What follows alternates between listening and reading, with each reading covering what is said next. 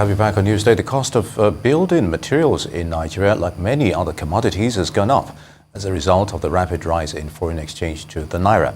The Nigerian property development market, which is a subsector of the real estate sector, is faced with a lot of challenges, and the most pressing of them all is the rising cost of building materials as occasioned by the ailing Nigerian economy. Macroeconomic factors like the high exchange rate, rise in inflation, high cost of importation, and of course the very fragile economic and political environment are all of threats to the growth of the property development subsector of the Nigeria real estate space. Now, property developers in Nigeria depend largely on importation of materials needed to develop the housing needs for the Nigerian economy, and as long as the exchange rate remains high and fluctuating, planning and achieving set goals by developers will remain a challenge. Dr. Edward Akinlade, Group Managing Director at Holden McCall, joins us now to discuss the challenges in the construction sector in Nigeria. It's good to have you with us, sir. Thank you very much. All right, sir. So, for starters, what is the main link between construction cost and property development regarding foreign exchange in Nigeria? Well, at the bottom end of it is, for example, cost of transportation. Diesel is heading towards 1,500. So that in itself is adding cost. Is pushing the cost of everything in the real estate development sector. I'll give you an example. Yesterday, I ordered for a 30-ton sharp sand for our site in Owode.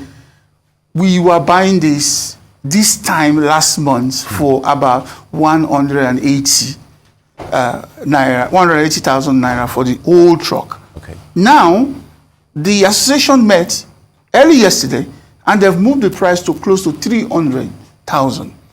So, and the argument, diesel. So that is one aspect of it. But don't also forget that all the materials that we're actually using, the door, the electrical, the plumbing, are all FX driven. So that is where we are. So the more the FX move, those costs will be going up. And the effect is somebody has to pay for it. We have to pass all these costs in one way or the other. So cost of sales is going up. Therefore, sales price will go up, rent will go up. Everybody is blaming FX. No, but now the point is, some would say, because when you look at it closely, there are people that have postulated that Nigerians are some of the biggest enemies of Nigerians, because you've mentioned that the rise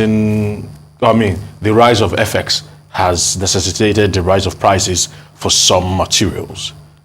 But materials that do not have any correlation with FX, we've still seen the rise of those things.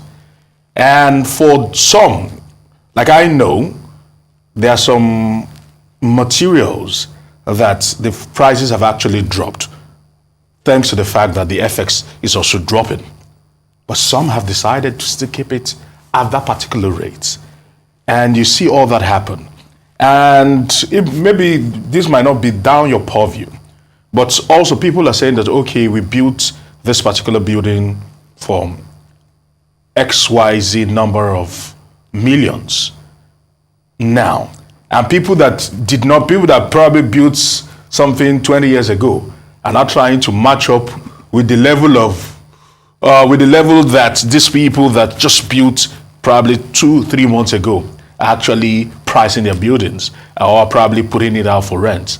You look at all that and you say that some of these things are artificial and some of these things are meant to hurt Nigerians because everyone probably wants to make more money, and you probably just use your occasion to probably drive up their price and drive up profits. Well, I have a mixed reaction to that, except you want to go the road of what I would call price control, i.e. you fix the price or you control the price, so nothing can go beyond that price. For example, in Port Novo, where we're doing 48 apartments at the moment, Republic of Benin, there's a maximum rent. The government has enshrined in the law. Nobody can collect maximum rent for 1 bed, 2 bed, 3 bed. So even if it costs you 1 billion naira, the rent is what the government has stated.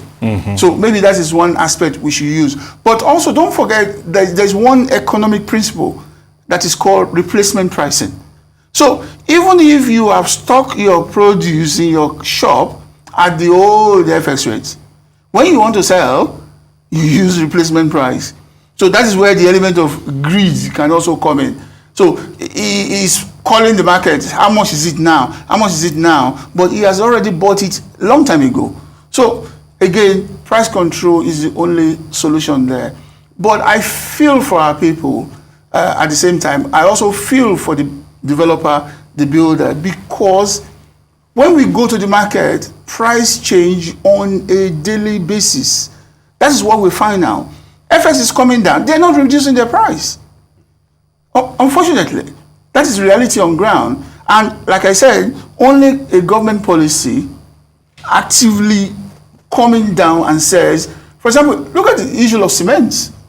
The cement is averaging around 11, 12, 13, in some places, 15,000 naira per bag. The price of cement in Port Novo has not moved because the CFA, don't forget that the CFA is backed up by the euro. So their currency is very, very stable. So whatever our currency moves against the euro, it moves against the CFA. But the price of Dangote cement is in Port Novo has not moved. So Dangote has no impact in terms of say price has moved. But in Nigeria, we have this monopoly pricing. How much has dollar impacted the price of cement in Nigeria? It cannot be double. It cannot be 3 times. So if cement 2 months ago is being sold for 6,000, 7,000, who has moved it to the level it is today? So again, government regulation, policy has to be brought in to stabilize all this pricing, because everybody at the moment, they're just going for a kill. I was going to ask you about the issue of cement regarding specifics in the construction sector. Much of, at least some of it, is actually being produced here in Nigeria. You mentioned the Dangotes, the Boas, and what have you. And of course, the price dynamics usually favors inflationary trends. I remember sometime last year, there was a concerted effort to at least, bring down the price of cement after there's so much concerns by Nigerians, screaming blue murder that, hey, look, we make these things right here in this country. Why don't we just stabilize the price? And there's always a high demand for the product. So how has this development affected the construction subsector, as it were? Yes, we have these issues. And of course, you mentioned the issue of price control, which is sometimes, akin to manipulation, as it were. But the construction company, how is it reeling from all this, effects? Cement is a major product in construction. I mean, nothing can be done in construction without you buying cement. I haven't spent some time at the Ewekuru plant of Portland Cement years ago, and they took me on a tour. I think the significant cost they have is everything is being run on a diesel. They took me to their plants. I saw it there. So as diesel price is going up, their cost is also going up. But I'm still repeating, and I'm calling on the government to actually investigate those pricing, because I do not believe that diesel has moved 3 times in the last few months to warrant the current cost. Cement is a product that needs to be highly regulated. That is my word. Nothing can be done in Nigeria, whether it's in construction, whether it's in road, whether it's in building, whether it's in manufacturing. We need cement. So if you can get that price down, but I'm also of the opinion that the BUA and the Dangote needs to be sat down by the government and said, no, enough is enough. In December, BUA promised us to keep that price at 3.5. Yeah. And then January came, they moved the price up. Come on, guys. We have the Minister of Trade, we have price control, we have all those guys should sit them down and say, look, our people, like the president says, needs to breathe. This is a killer. There's no justification for it, because if you do the analysis of their costs, like you say, the raw material is there. Limestone, all they do is use a huge, honest crack it machine, crack it down, add a little bit of some imported, but that activity is driven by diesel. So I understand. If their price is 6,000-7,000, I agree. But where it is now, it's not sustainable, it's price fixing, and is affecting the common man in Nigeria. Indeed. All right. Speaking about affecting the common man in Nigeria, do you fear that people will begin to engage in sharp practices and begin to cut corners, not thanks to the fact that, like you've said, we are seeing a volatility in the price of cement? That would mean that some people, if cement is literally the fulcrum of building and construction, people will begin to cut down on the requisite number of cement bags they need to use. Then we begin to see problems arise 10 years down the line, 20 years down the line. Do you fear that we've actually even stepped into that particular realm at this moment in time? Well, it's not an area that you can be 100% sure either way. A builder who has got a contract and the price is fixed and his cost is going up, they will be looking for what we call value engineering method in construction, i.e. when you want to do the normal 1 to 3 or 1 to 4, i.e. 1 bag of cement, 4 bags of sand to mix to do, it will probably use more sand. And that is the effect in the long run. What will happen? We've seen a lot of new builds falling down in Lagos or all over Nigeria. When they tested those concrete, what was missing is cement. The cement was not there. So everything just crumbled into dust. So it's a problem. And not our regulatory environment, i.e. the building control, for example, Lagos State that I operate, if you look at the number of buildings being constructed in Lagos, it will turn out maybe in the hundreds of thousands being built.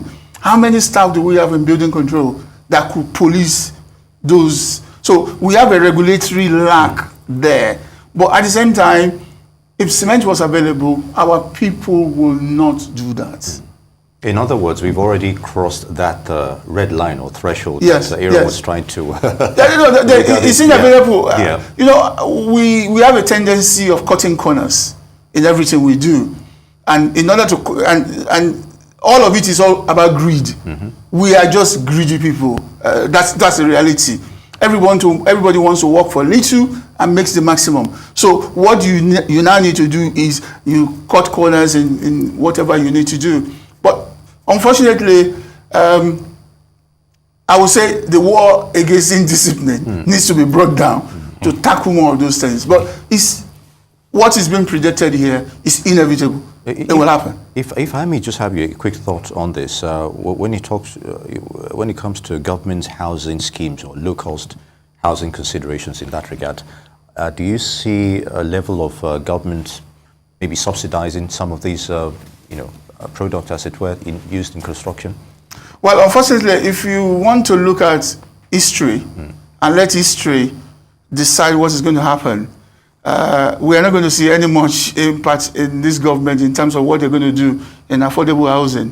I think some few weeks ago they approved something like 50 billion for affordable housing in the whole of Nigeria.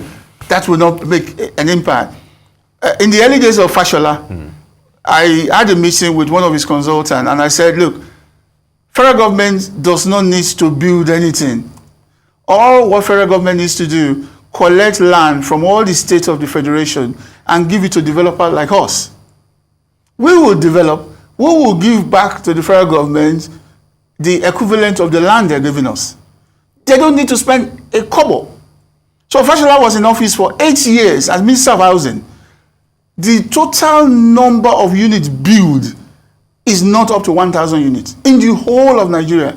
So if the federal government getting involved in housing is another story.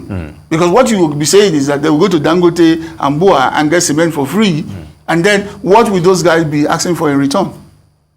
But the scheme that we said to them is go to all the governors in all the 36 states and including federal capital, collect, say, example, 20 hectares of land in every state. Give it to developer. Developer, come and take this hectare. We'll calculate the number of units you will give us back. The remaining, sell. I will assure you that minimum 100,000 units will be built in every state of Nigeria. And it will not have cost the federal government anything. And they will get some unit back that they can give to our affordable homes needs customer.